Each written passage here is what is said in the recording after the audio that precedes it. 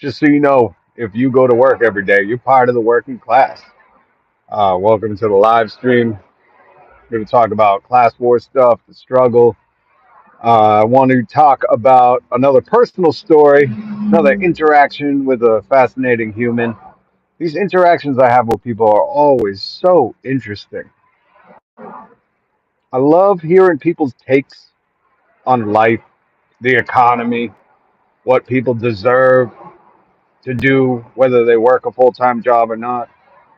Not necessarily saying I agree with the majority of them, but I like hearing them. It's fascinating. Fascinating. You learn a lot about a person. A lot. But before we get into that, I want to talk about wage theft. I keep seeing these stories and tweets and articles and videos popping up about states around America. Which, by the way, if you were in California, Florida, New York, Illinois, Michigan, Georgia, you are most likely prone to wage theft. Those, I believe, are some of the top wage theft states in the U.S. But I keep seeing these stories pop up about states starting to take action against corporations that steal from their workers. Now, it's always fascinating to find out, what do you think about robberies, larceny, burglary, strong arm robbery? What do you think about people that commit those crimes? I'm fascinated. Leave it in the comments. What do you think about someone that robs? Not necessarily you, but just somebody who commits a robbery, a burglary. What do you think of those people? Really interested to know. Leave it in the comments. I wonder if you would feel the same way about a corporation, bosses stealing from workers. Same thing. I don't know what classification of the law, if it's robbery, burglary, or larceny. Maybe it's larceny. Maybe it's just theft. Is that a crime? Just theft? Is that a charge you can get? I mean, oh yeah, grand theft. So maybe it's just theft. But I wonder if people would feel the same way about individuals who commit theft versus corporations who commit theft. And if you don't feel the same way, why? But more importantly, are you aware that wage theft is the biggest financial crime when it comes to all the thefts combined? So, wage theft, the Economic Policy Institute, EPI.org, estimates that about $50 billion a year is stolen from workers. 50 billion stolen from workers, which is more than all the robberies, car thefts, burglaries, larcenies, whatever other criminal charges you could get for stealing something, all the thefts combined. So 50 billion a year. So it far surpasses anything that individuals can do, and just that also just makes sense. No individual could commit a larger theft than corporations who hire thousands, hundreds of thousands, tens of hundreds, tens of people, whatever. You know what I'm saying? So it's always fascinating to me that people really have a stigma on someone who commits a crime. And I have a whole different theory on why people end up robbing or stealing. I think some people just do it out of envy, jealousy, but I think there's also those cases like that old, what is it, an old parable where it's like, would you commit a man, or would you hold it against a man if he stole bread to feed his kids? And I couldn't. Anybody who's at a breaking point, who's committing some kind of theft because they're at their wits end, they have no money. Uh, I find it hard to hold it against that person. You know, I feel more compassion. And you're probably going, oh, well, what if it happened to you? I'd still feel compassion. I would be angry, especially if there was some kind of threat to my family. But I understand where they were coming from. I truly do. And it's probably a last resort move. But it's fascinating that we as a society, if somebody steals something, irregardless, bread, money, TV, it doesn't matter, right? You hear these stories all the time. corporations are saying, "Oh, people are stealing more." Yeah, I wonder why. But you steal from a store, right? Somebody goes into a store, steals something. What happens? Most likely, they get a charge. The cops are called, and they're going to jail. They got a record. They might go to prison. What happens when your employer doesn't pay you overtime and steals thousands of dollars from you a year? Thousands. It would be grand theft. Grand theft. Because what is grand theft? Anything over, is it 2,500, 250? I forget. I forget. Listen, I'm old now. I try to stay out of trouble, but I should know the laws. I should. You should. If you don't know the laws, if you're not educated, you have no idea where to stand your ground. I'm a firm believer in that. But it's so fascinating to me that throughout this country, these criminals, these corporate white collar criminals, can commit 50 billion. That sounded like a little girl screaming. Did you hear that, Siegel? I thought, oh my God, I thought there was a little kid on the bridge. That was terrifying. That was a seagull. Shut up. Oh, you know why they're screaming? There's a hawk. Oh my God, there's a hawk. Get him, hawk. Get those seabirds. You don't want to. There's two hawks. Get the out of here. Two hawks. Two hawks fighting the seagulls. What do they got in the water? Get them. Fight. No. Three. No, no, no. Only two. Sorry, sorry.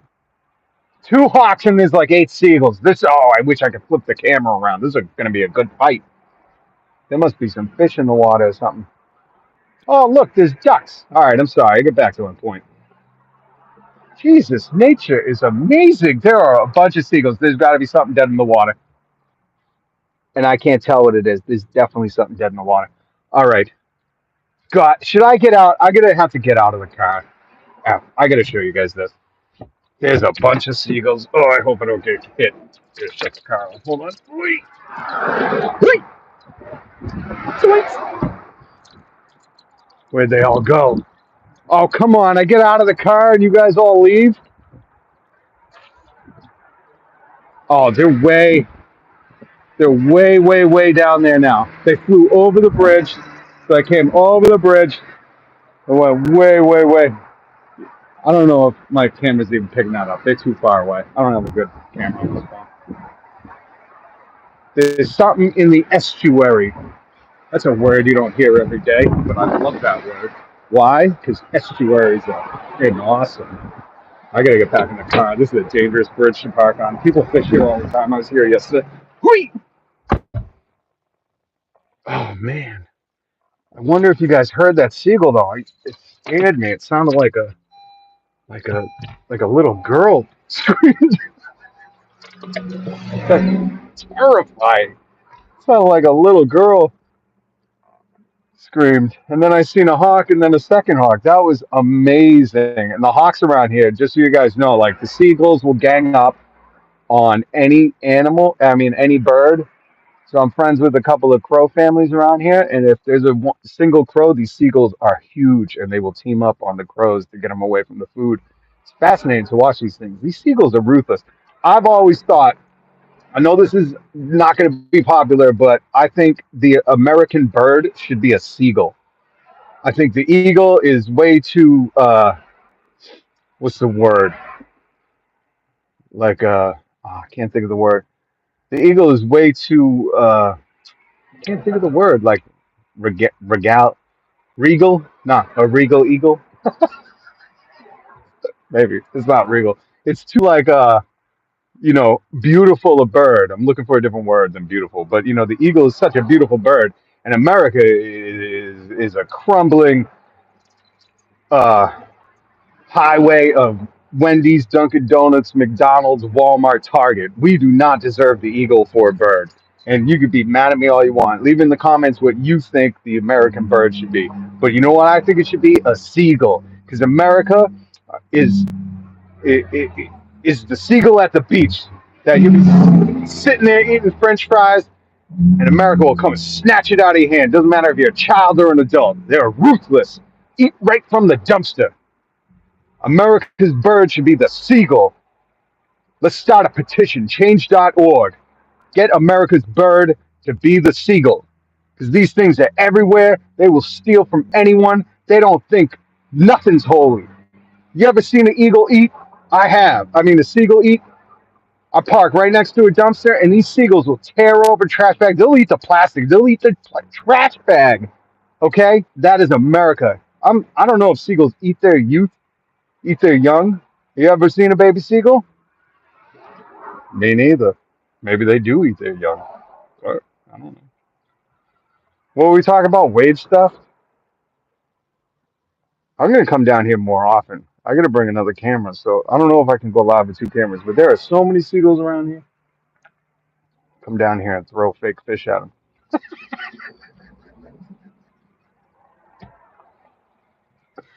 Oh man, what was that old myth? Like you give them Alka Seltzer or something. You ever hear that when you were younger? You throw. I don't want to spread this, so I'm not gonna say what it is. But there was something I might have already said it that you could give seagulls and like their stomach would explode or something. I don't even know if that was true. That might have been an urban legend, but I remember hearing it. All right, wage theft. Uh, man, I got so far off track. This is gonna be hard to get back. I'm sorry. I'm not going into my personal story, but either way, it's a fascinating thing, and I'd like people to think about it. This is a part of the class war, the struggle. I witnessed it with people that are very close to me. That if you work 40 hours a week, that's full time. It might even be cut down to 37 or 40, 34. 100 years ago, with Henry Ford and Kellogg, whatever the Thomas Kellogg or whatever his name, the guy who started the Kellogg cereal, they predicted by I think it was 2015 that the work week or 2020 that the work week would be a 15-hour work week because of technology. And of course, it's not because why capitalism? If they can exploit us for longer to make themselves richer, I mean, look, we're going to have a trillionaire soon. So a long time ago, the capitalists who were, they were trying to cut back on hours and give people the same pay. They had uh, cornflake capitalism. That's what it's called. Because Kellogg said, I'm not making people work 12 hours a day. I'm going to 8, but I'm going to give them the same pay. And he saw a big reduction in injuries, uh, and he saw a uh, greater surplus in productivity, if that's the way to put it. You can look it up. Look up cornflake capitalism. It's very fascinating. Anyways, so if you're working 40 hours a week, that is full time. Any hour after that, in your state might be different. Like I was saying, it could be 37. Any hour after that, you should be time and a half. That's overtime. And a slick thing. This is one of the ways you get robbed, and I'll tell you another way you get robbed from your employer is they will kind of manipulate the schedule so it starts on a certain day, ends on a certain day. So you could technically be working 40 hours, but because of the way the schedule's set up, you're going to actually be working more than that in a 7-day week, Sunday to Saturday. And you see this more often than not. I mean, I know so many people that this happens to that during the Monday through Friday, they're working 40 hours, but because of the way the payroll's set up and they've scheduled it, the companies are slick.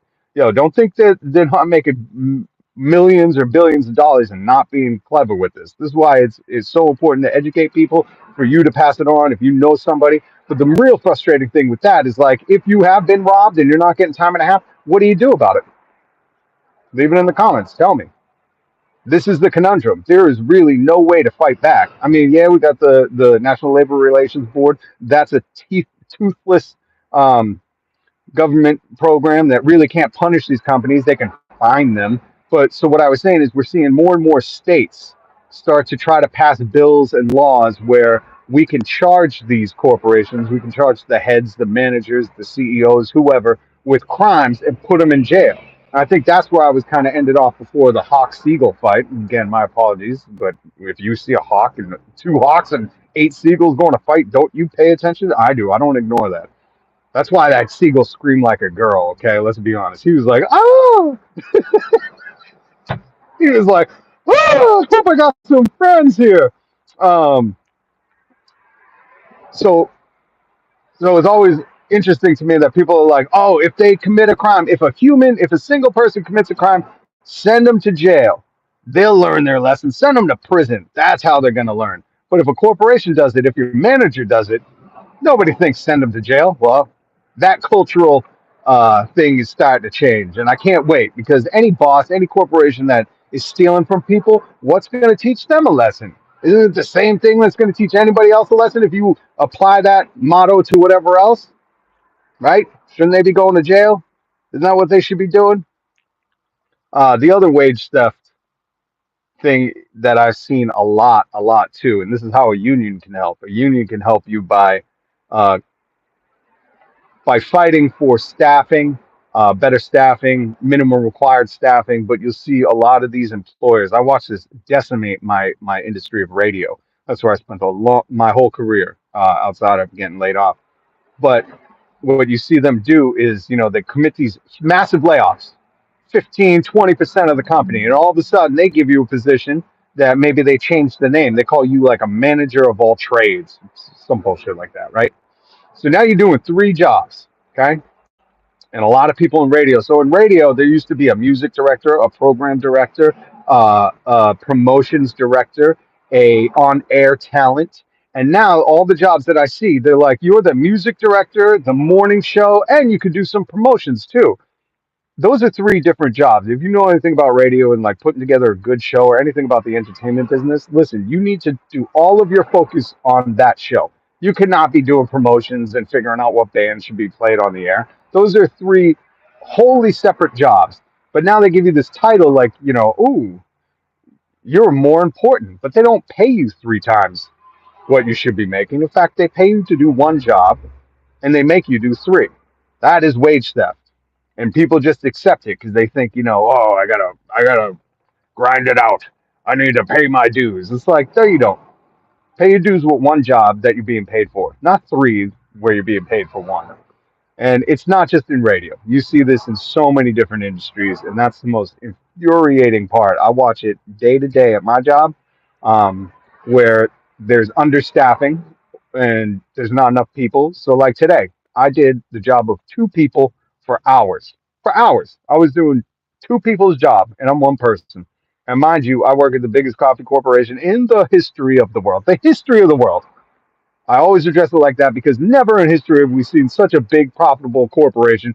And I'm doing the job of two people and getting paid $5 an hour. $5 an hour. After they take out my health care and my taxes, I make $5 an hour. So all those people who go, oh, minimum wage is already too high. Just remember, you don't get that. You don't get to just keep that money. There's taxes, there's health care taken out. So what you're left with is just a fraction of it.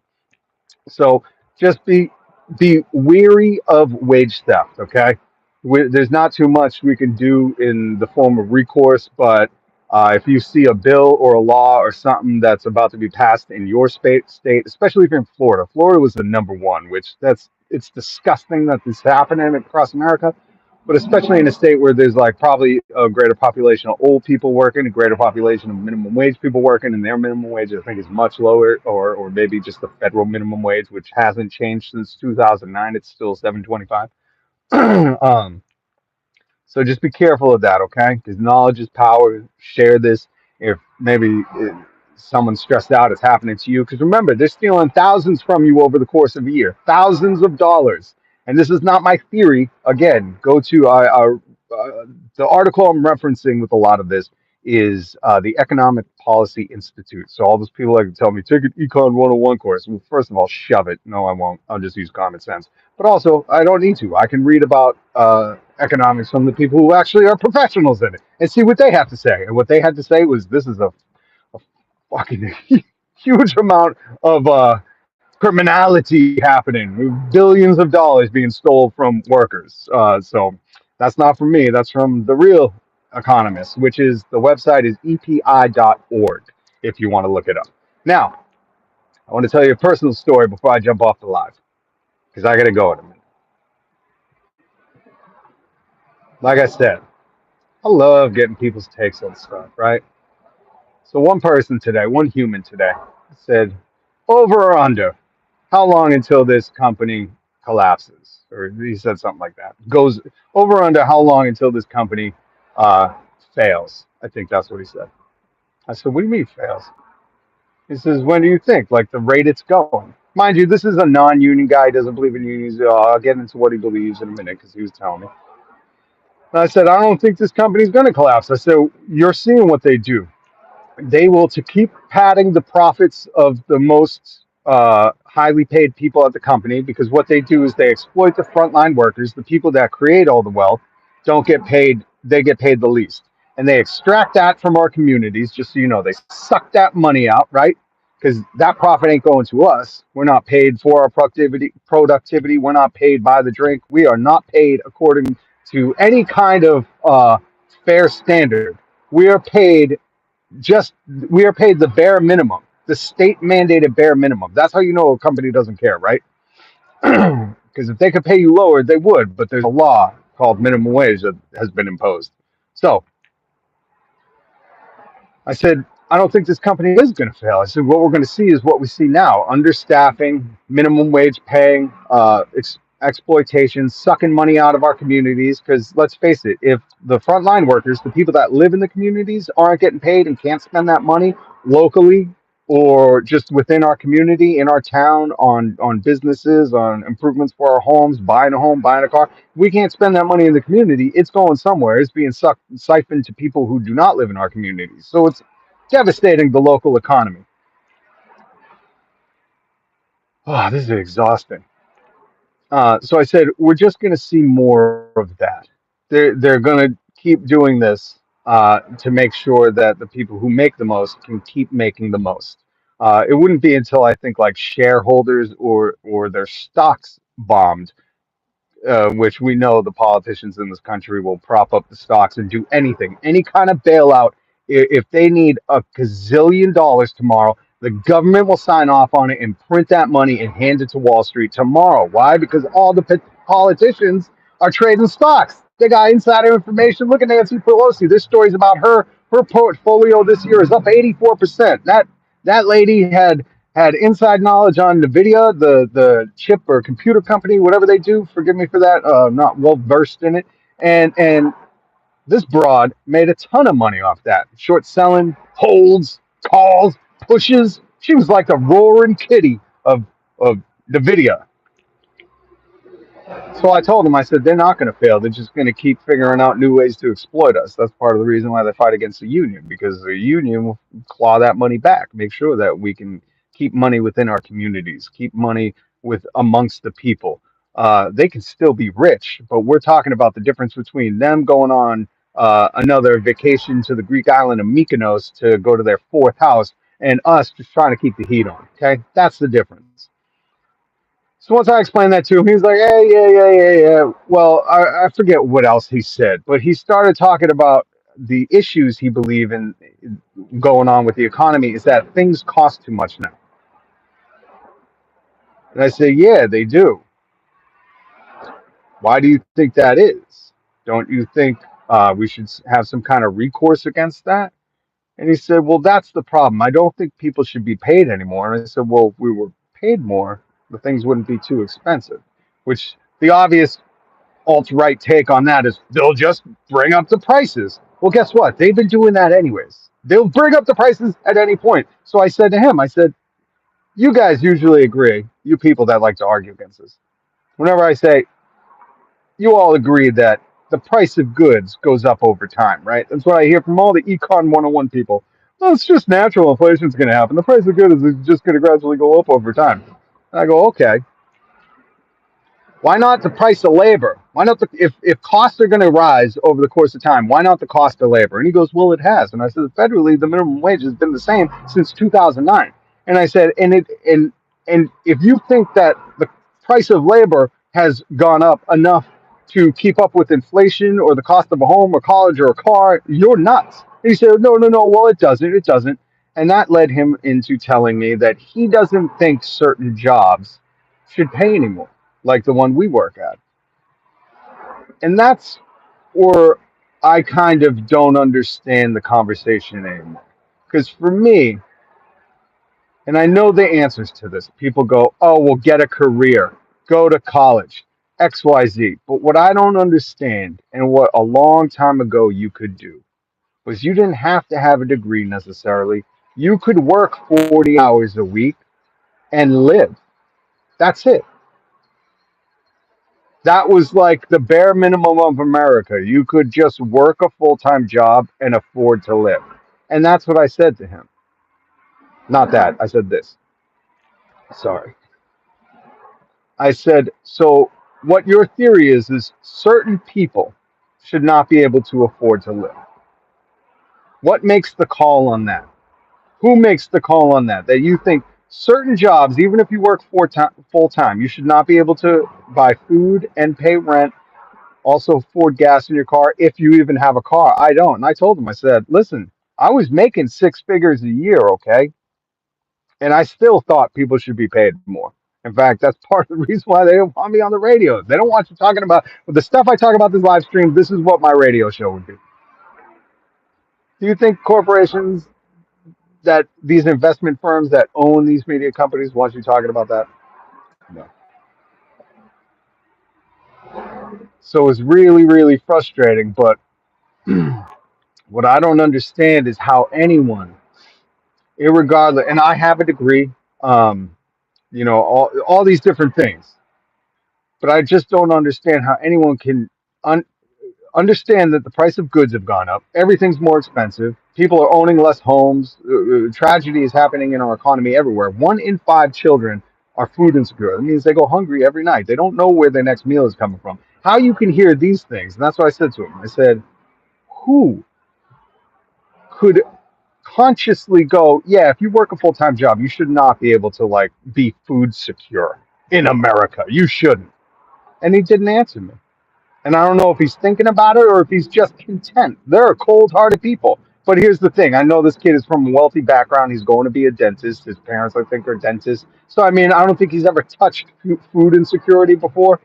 Or maybe one time if he like skipped lunch. But let's be real.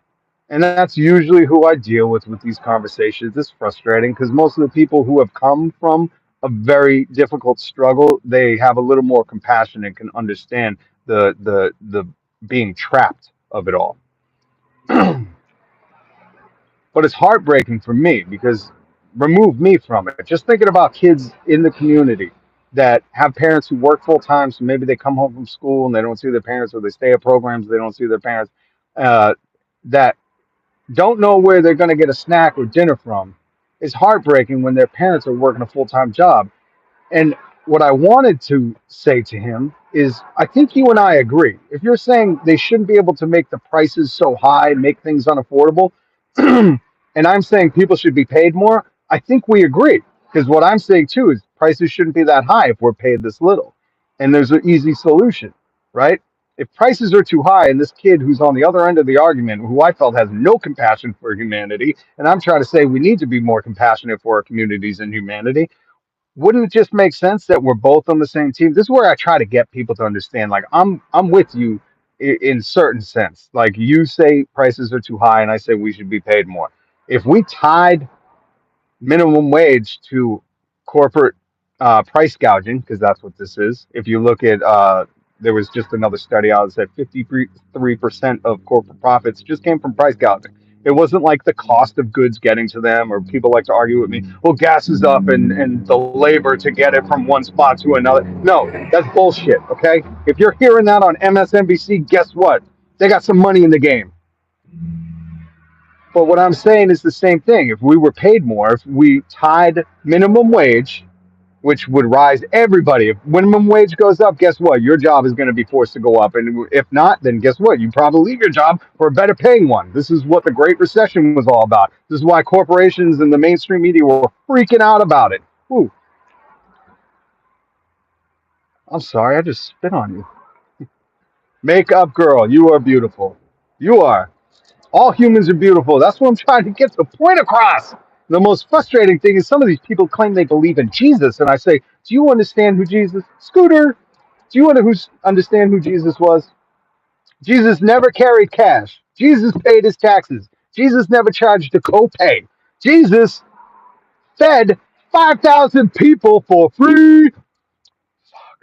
I'm sorry, I don't mean to get that angry, but when these people are like, I go to church, I pray. I'm like, what are you praying for?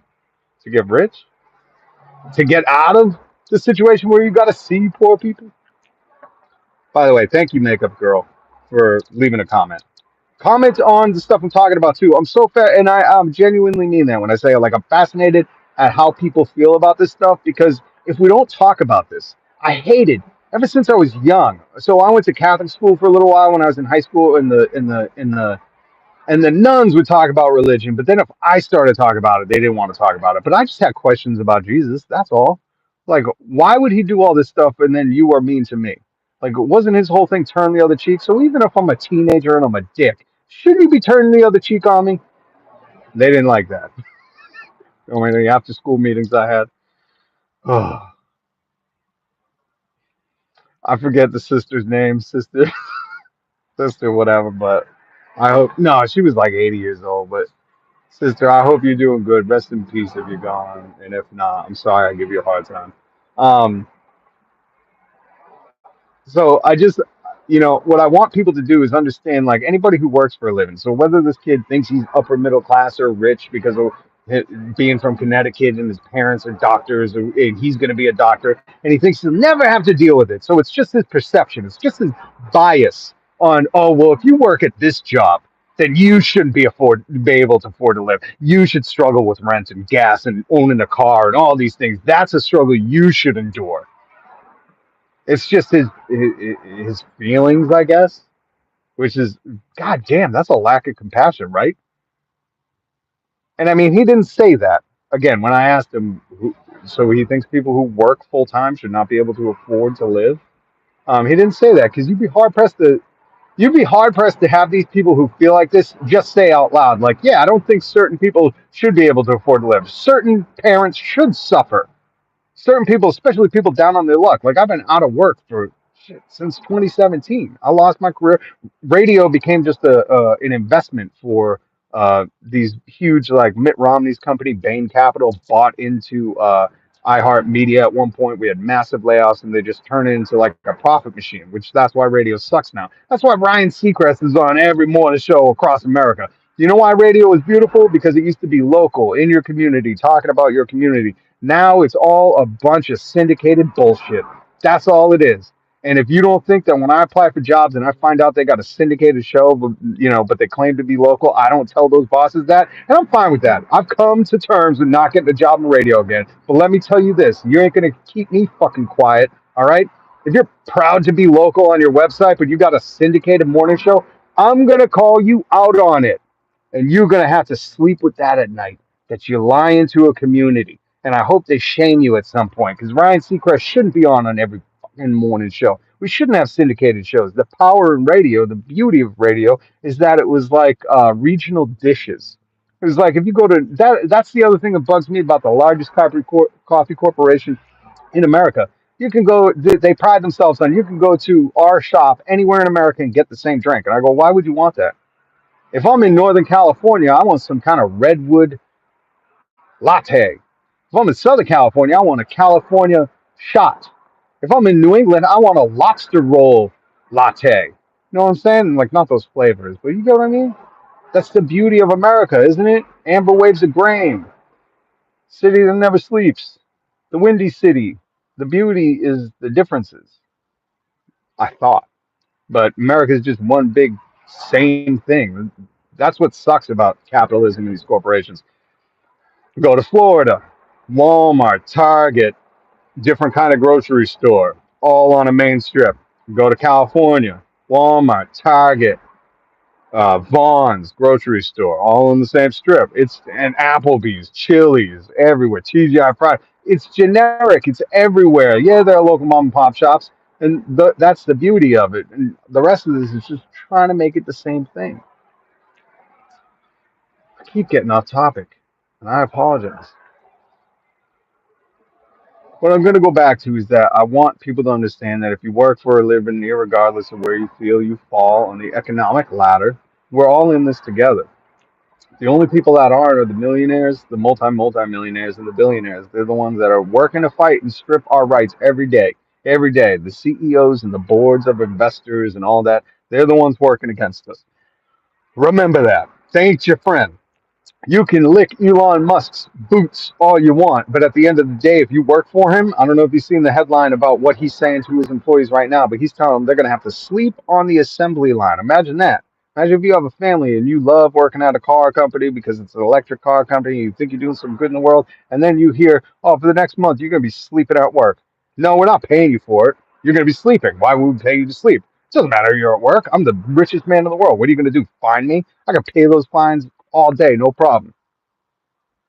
Don't mistake it. These people that love to kiss his dad. Oh, he's so funny. He's a meme. He's this. He went on SNL. He smoked with Joe Rogan. Fuck that dude. He's trying to go after the NLRB, the thing that protects workers' rights. Yeah, they're toothless, but they're still there. They've been American institutions since FDR uh, fought against Congress to impose that for the workers, help us bring us out of the Great Depression, give us that baby boom that happened, that middle class America. He fought for all the social programs that we have today.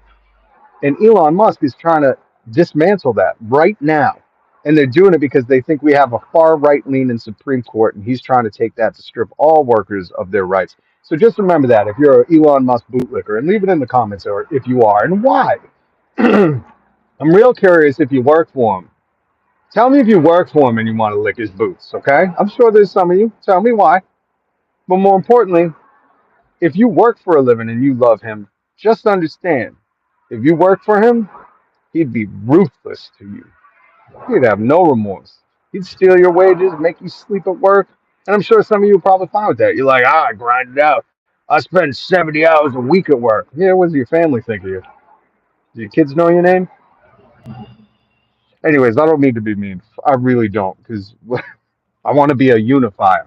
Okay, I want to be an educator, an entertainer, and a unifier. I want people to come together over this cause because the power is in the people. And the people, when we're together and we act as one, this is why they're scared of us. This is why they fight against unions. This is why Elon Musk will not tolerate any talk of organizing and unionism. He fired a guy in my town for just trying to start a union to get, I think it was heat or AC at the shop because where they were working had none of it. Richest man in the world won't give his employees heat or AC, and he got fired. But I want us to come together because when we are together, we are so strong we can get anything done. So please share this live stream with somebody who might be interested in getting informed, find out about wage theft. Really, the conundrum of the day is if you're one of those people who think we should lock up thieves, people who steal for a living, money, food, TV, whatever it is. If you're one of those people, leave it in the comments if you feel the same way about corporations who steal from millions of people every day and they steal billions of dollars a year. I forget, on average, they said it was like $3,300 from low wage workers a year. I might be wrong. Again, go to EPI.org, Economic Policy Institute. All right, there's no more birds fight. Oh, a duck just. I got to come here and do like I did yesterday. If you missed the live stream yesterday, I had my back to the bridge. Did ducks dive underwater to eat? I just seen a duck dive underwater. That was weird. I love estuaries. That's the word of the day.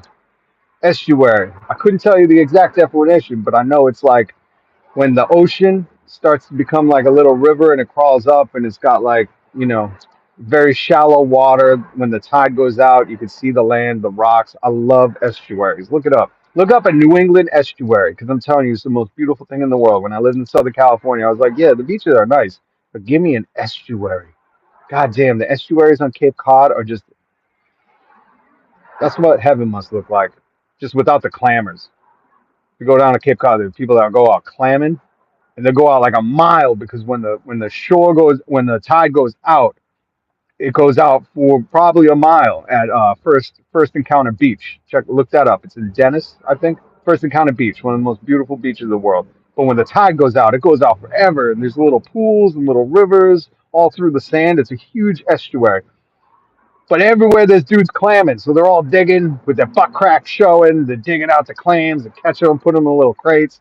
I mean, it's the most New England thing you ever see in your life. But I just imagine heaven to be that Cape Cod estuary without the clammers and the butt cracks. God bless them though. I love you clammers. You guys are good people. I don't want to eat the clams, but you're hard workers, and I think you deserve to make a living wage no matter what. You should be able to afford to live, regardless of how long you work, or what you do. That's what I believe. Isn't that radical? Isn't that amazing? That is a radical take in America today. That I believe if you work full time, you should be able to afford your rent, have a car, go to college, take a vacation, have sick time. That's what I believe. And that's in radical. This young buck that I was talking to, Comes from a long line of dentists.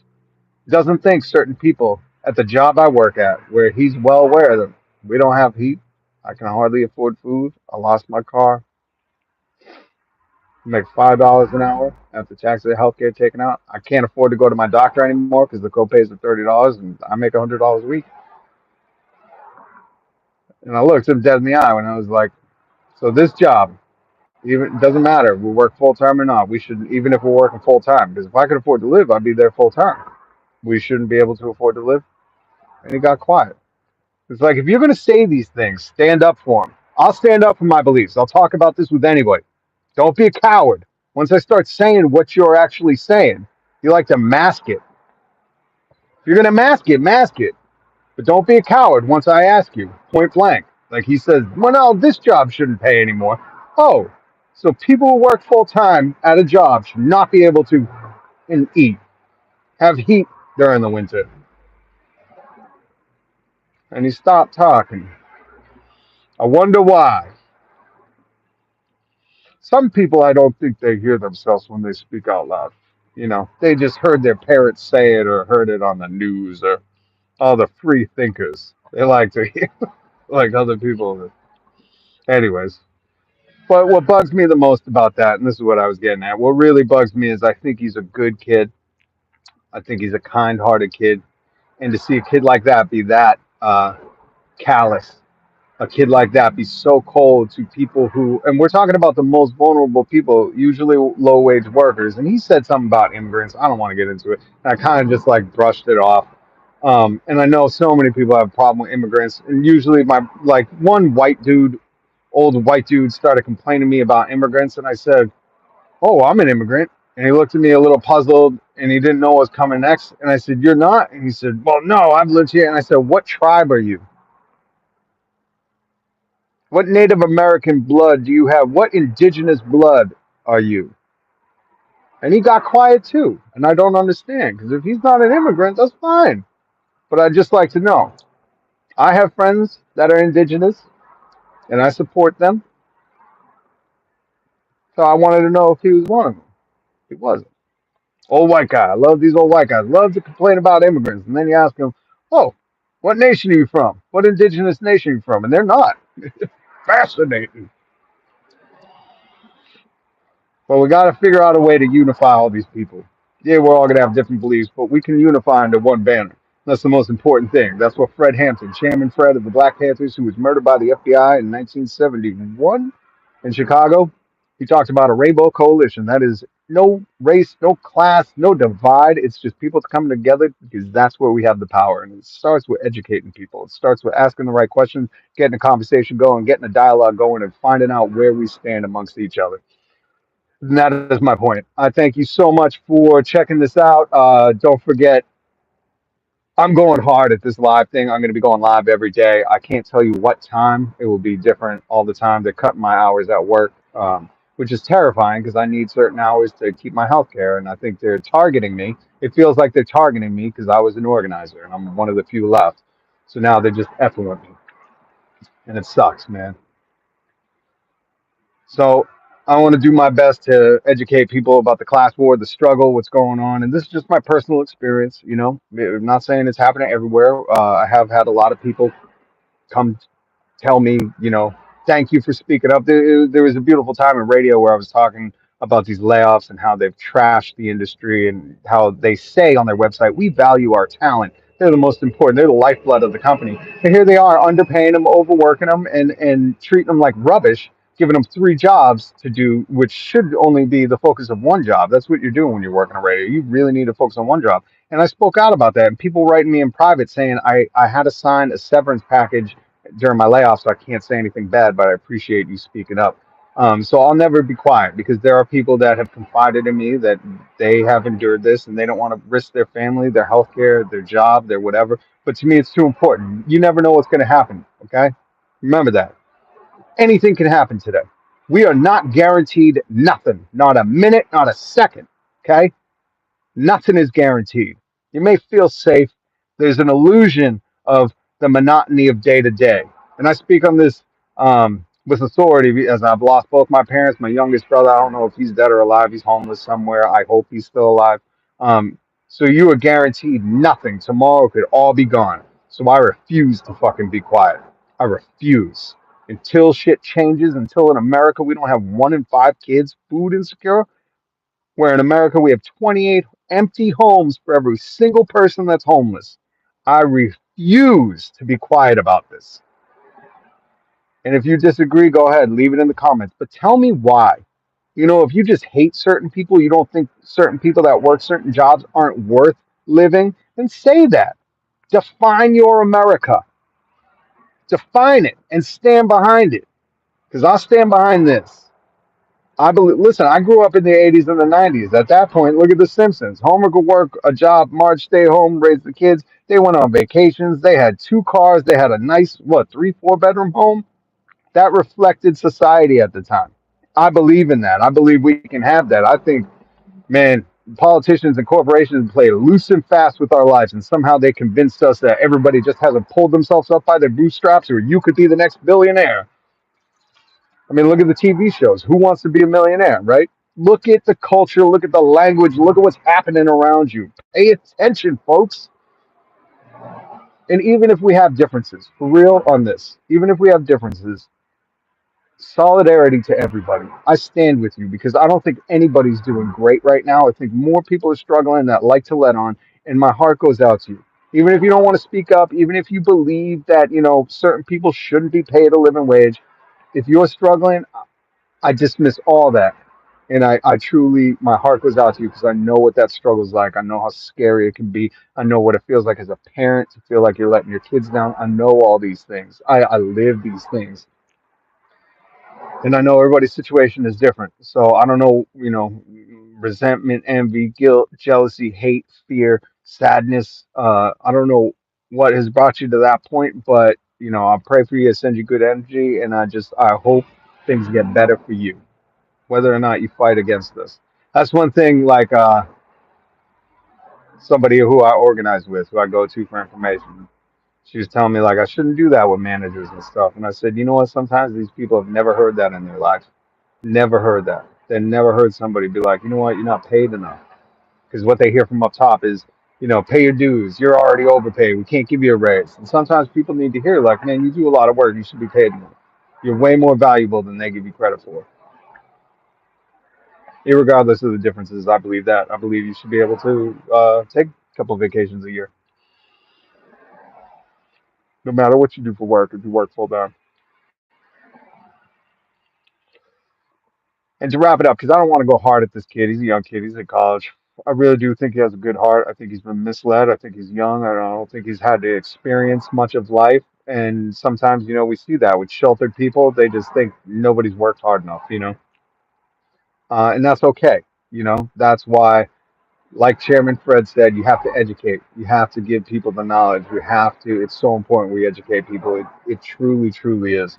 So that's why I do this. That's why I do this live stream. Hopefully, I'll bring you some information. Hopefully, we'll see a seagull hawk fight, and hopefully, we just have some fun. Maybe I'll tell a funny story, or I'll just bring up different things that I'm confused on that have happened to me, that conversations I've had. So please subscribe. I'm really trying to do this YouTube thing, especially with them cut my hours at work. It's been getting very scary. So I'm just 5 days a week. I'll be here live. I got to make this YouTube thing happen. And if not, I'll die trying, you know? So yeah, if you can leave a like, leave a subscribe. If you want to make sure you make these lives and you ask questions, leave something in the comments. After you subscribe, hit the little bell and put on notifications. I thank you so much. Solidarity. If you're going through the struggle, my heart goes out to you. Let's keep pushing. Anything can happen. Solidarity with the working class.